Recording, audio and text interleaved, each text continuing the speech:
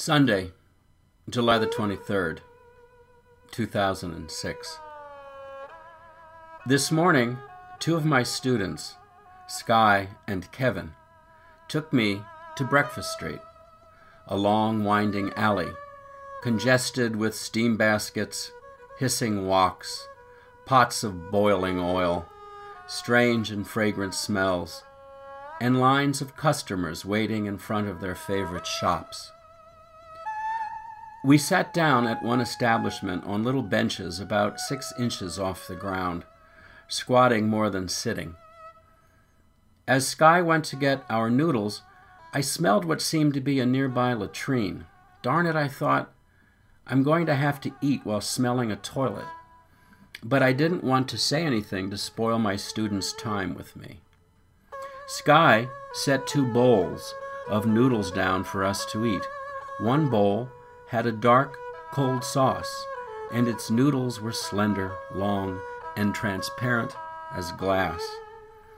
They came out of the bowl, not unlike resisting earthworms, clenched between my chopsticks. They were so long, one end of Kevin's noodles rested on the table before he sucked them all up, splattering his shirt. In China, everybody eats out of the same bowl, sticking the chopsticks in. Americans would think the Chinese were sloppy because they make a lot of noise and eat voraciously. I wasn't crazy about the long cold noodles, or the other ones, which were flatter and shorter in a hot sauce.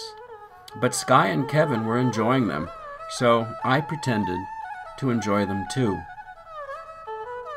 Seeing how much I liked the noodles, Sky went to get something else and came back, triumphantly plopping a little bowl down on the table to announce, "Smell Bad Tofu.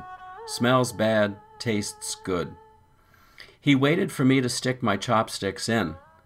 The tofu was hot in a red chili sauce, and I really liked it. "This is good," I earnestly said, relieved and happy to nibble on the Smell Bad Tofu, while Sky and Kevin sucked up the noodles.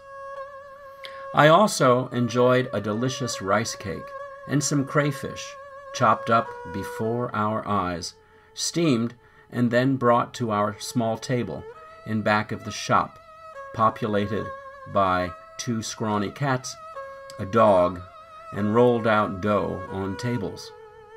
The crayfish were delicious, cooked with black peppercorns. Sky and Kevin spit the shells out on the table, but I ate the shells and all. As we got up to leave, I noticed I'd been sitting with my back to a crate of Smell Bad Tofu. Black, moldy little cakes crawling with black flies settling and unsettling on them. That's what I'd smelled. What can I tell you? Smell Bad Tofu does smell bad, but it tastes good.